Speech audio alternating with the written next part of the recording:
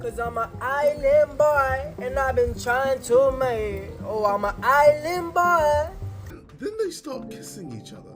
Wait, yeah, I swear these island boys start moving mad. Sheep Army, welcome with the island boys, got a community Sheep of Army. investors. Get up, Rob. Get up, Rob. I'm here alone by myself. I'm not scaring you, dude. They went from being two random guys in a hot tub to making thousands a day. We made over $1 million. Over $1 million. Bro, we were making $40,000 a day. More than that. I'm not even playing with you. Yes. Living in a mansion and going viral across the entire internet. I went probably 5 times more viral than in that podcast than I probably would have if I just would have had like a regular sit down and talk. But just a few years later, the Island Boys aren't just irrelevant. They've become a complete joke online. Island boy, I don't know where I was born. I feel a little weird. Keep it like you really do, Ryan. You could be like down most. So what actually happened? Because this wasn't just a case of fame fading away. It was a series of decisions, bad ones, that turned a viral moment into a full-blown downfall. They had the attention. They had the money. They had the opportunity to turn 15 seconds of fame into something real. And somehow, they lost all of it. And by the end of this, you'll see exactly how they went from internet sensation to internet warning.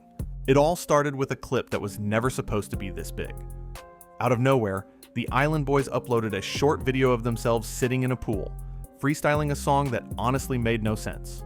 I'ma just island boy. I'ma get key white wine. You're gonna keep that gun. The lyrics were repetitive, the delivery was awkward, and everything about it felt off. And that's exactly why it blew up. People weren't sharing it because it was good. They were sharing it because it was bizarre. The hair, the tattoos, the energy, it was impossible to ignore. Within days, the video was everywhere. Millions of views, endless reposts, and thousands of people making fun of it or remixing it. But here's the thing, they didn't see it that way. While the internet was laughing, they thought people were fans. Their accounts exploded. Followers skyrocketed into the millions. Parodies flooded TikTok. YouTube clips started pulling serious numbers. Overnight, they went from complete nobodies to some of the most recognizable faces on the internet. It looked like the perfect start to a career. But there was one problem. They didn't understand why they were famous in the first place. And that misunderstanding would end up costing them everything. The moment the money started coming in, everything changed. Top of it said you got $60,000 to do. To make. Then the next day, we would do that. The next day, another 60,000. We're like, Almost overnight, the Island Boys went from viral nobodies to acting like full-blown celebrities. They started claiming they were making tens of thousands a day, sometimes even saying they were pulling in over $50,000 daily. And whether those numbers were real or not, they made sure everyone thought they were. They moved into a massive house, started flashing stacks of cash on live streams, and built their entire image around being rich. Jewelry, tattoos, designer clothes. If it looked expensive, they bought it. Tens of thousands on chains. Thousands more on tattoos. How much did you spend on all your tattoos? I spent around 30K and I'm only 20. Everything was about showing off. But here's where things started to shift. At first, people were entertained. It was part of the joke. But the more they flexed, the more it stopped feeling funny and started feeling forced. Because now, instead of being in on the joke, they were trying to convince everyone they were serious artists and successful businessmen. And the audience wasn't buying it. What used to feel like harmless viral fame was turning into something else entirely. Ego. And once that ego took over, it didn't take long for people to turn on them. That shift became obvious the moment they started pushing something bigger than just content.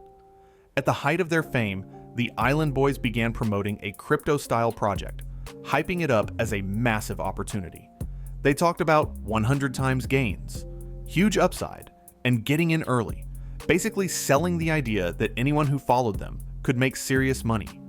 And that's when things got messy. Because almost immediately, people started questioning it. There was little transparency, no clear explanation of what the project actually did, and no proper disclosure that it might have been a paid promotion. To anyone paying attention, It didn't look like an opportunity. It looked risky. Some even started warning that it had the signs of a potential rug pull. And whether that was true or not, the damage was already done. Because now the narrative had shifted again. They weren't just viral personalities anymore. They were being seen as people willing to use their audience for quick money, and that's a dangerous label to get early in your career. Trust started to disappear. The same fans who once boosted them were now questioning them. Comments turned negative, the jokes got harsher, and from that point on, the internet wasn't laughing with them anymore. It was laughing at them. That shift hit hard the moment they tried to prove they were more than just a viral joke. The Island Boys dropped a full, professionally produced version of their song, expecting it to take them to the next level. Instead, it completely backfired. The video got flooded with dislikes. Comments weren't just negative, they were brutal. People weren't vibing with it at all. What was once funny in a short clip didn't translate into an actual song, and the internet made that clear immediately. But it didn't stop there. They started performing live, and that's when reality really set in. At a Miami club, instead of getting hyped up, they were booed off stage. People were laughing, recording, and turning the whole moment into another viral clip. But this time, it wasn't working in their favor. Even celebrities started joining in. Snoop Dogg and Kevin Hart reacted to their video publicly, clearly not taking them seriously. I'm speechless. Two goofballs in the pool. You know why I'm not speechless? Why? Because I'm an island. It should have been a wake-up call. But instead of laughing it off or leaning into the joke, they pushed back. They responded with arrogance, throwing shots and acting like they were being disrespected rather than understanding the moment. And that right there was the turning point. Because once you lose self-awareness on the internet, it only gets worse from there. That lack of self-awareness really showed when they were given a chance to fix everything, and completely fumbled it. The Island Boys were invited onto a major podcast, hosted by Logan Paul, which was honestly the perfect opportunity to reset their image. Big platform, huge audience, a chance to show personality, be humble, maybe even win people back. But that's not what happened. Instead, the conversation quickly turned awkward when one of the hosts gave them simple financial advice, basically telling them to invest their money and plan for the future, because viral fame doesn't last forever. God forbid it doesn't go in your guys' direction. I think you guys take all of your jewelry assets and invest in something, so you guys will never ever be broke. And instead of listening, they snapped. They got defensive, started talking over him, and made it clear they didn't want to hear anything that challenged their ego. I don't need financial advice when I probably make more money than you. But that was me being nice. The situation escalated, and before anyone could even process what was happening, they walked off, just like that. It confused the hosts, it annoyed viewers, and online, it made them look exactly how people were starting to see them: entitled, immature, and completely out of touch. And somehow, it got worse, because after the backlash, they didn't reflect or apologize. They doubled down. They claimed the moment actually helped them go viral, as if the negative attention was all part of the plan. But by that point, the damage was already done. And behind the scenes, people who had worked with them started speaking out, revealing that this wasn't just a one-time moment. It was who they were becoming. By this point, the attention was fading, and they knew it. The Island Boys weren't pulling the same numbers anymore. The hype had cooled off. The views were dropping, and the easy money wasn't coming in like before. So instead of adapting, they started reaching. One of the first signs was that bizarre military promotion cameo. They were paid to shout out an army recruiter, but the way they did it felt completely unserious. Army recruiter, giving out bonuses, paid vacations, and a free college, no money. Invite me right now, Sergeant Thomas. Almost like they didn't understand the weight of what they were promoting, and it blew up for all the wrong reasons. The backlash was immediate. People called it disrespectful, tone deaf, and embarrassing. It got so bad that it even had to be publicly addressed and distanced from officially. But instead of slowing down after that, they leaned even harder into controversy. Because at this point, it wasn't about building a career anymore. It was about staying relevant, no matter what it took. And that mindset pushed them into something way more extreme than anything they had done before. That's when things crossed a line most people didn't expect. Instead of trying to rebuild their image, the Island Boys leaned fully into shock value. Not music, not content, just whatever would get attention. And it worked, but for all the wrong reasons. Clips started going viral of them doing increasingly uncomfortable and controversial things, including moments that left people genuinely confused and disgusted. What might have started as trolling quickly turned into something people didn't even want to joke about anymore. Even other creators began calling it out. Adam22 questioned them directly on camera, clearly trying to understand what they were doing and why. But instead of giving a clear answer, they dodged, got defensive, and made the situation even more awkward. And it didn't stop there. They kept chasing attention through fights, staged arguments, and random beefs with other influencers. It didn't matter who it was.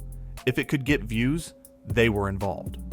At that point, it wasn't about music, fame, or even money anymore. It was survival. They were trying to stay relevant in an internet that had already moved on from them. And the more they tried, the worse it looked. Because instead of evolving, it felt like they were spiraling. And eventually, that spiral didn't just stay online. It started showing up in real life too. And that's when everything finally caught up to them. Because the chaos didn't stay online anymore. It started bleeding into real life. The Island Boys were now constantly surrounded by controversy. Clips surfaced of them arguing with strangers, disrespecting people in public, and getting into heated confrontations that made them look completely out of control. Then came the legal trouble. Arrests, reckless behavior, and reports of serious incidents started stacking up. What used to be seen as internet antics now had real consequences. And once that line gets crossed, it's hard to come back from it. At the same time, their lifestyle started collapsing. The mansion, gone. The money, drying up. The views, nowhere near what they used to be. Their TikTok growth flatlined. YouTube videos struggled to get even a fraction of their old numbers. The same audience that once boosted them to millions had completely moved on. And the worst part? They became a meme for failure. Other creators started openly mocking them. Even big names like KSI joked about how far they had fallen. The internet wasn't just criticizing them anymore. It had written them off completely. By 2026, the difference was impossible to ignore. From viral stars making insane money, to struggling for views and clout, doing anything just to stay relevant. And at that point, it wasn't a comeback story anymore. It was a collapse. At the end of the day, the downfall of the Island Boys wasn't just about losing fame. It was about what they did with it. They were handed something most people never get, a viral moment that could have turned into a real career. The audience was there. The attention was there. The opportunities were there. But they misunderstood all of it. They thought people loved them, when in reality, people were entertained by them. And instead of adapting, growing, or building something sustainable, they leaned into ego, quick money, and short-term attention. And every decision after that just made things worse. The crypto promotion damaged trust. The arrogance pushed people away. The shock content ruined their image, and the real-life issues sealed it. By the time they realized what was happening, it was already too late. Because viral fame doesn't last forever. And if you don't build something real behind it, it disappears just as fast as it came. The Island Boys didn't just fall off. They showed exactly what happens when you confuse attention with respect. If you made it this far, you clearly enjoy videos like this. So take a second to hit that like button, subscribe to the channel, and turn on notifications so you don't miss the next breakdown. And I want to hear from you. Do you think the Island Boys could ever make a comeback? Or is it completely over? Drop your thoughts in the comments.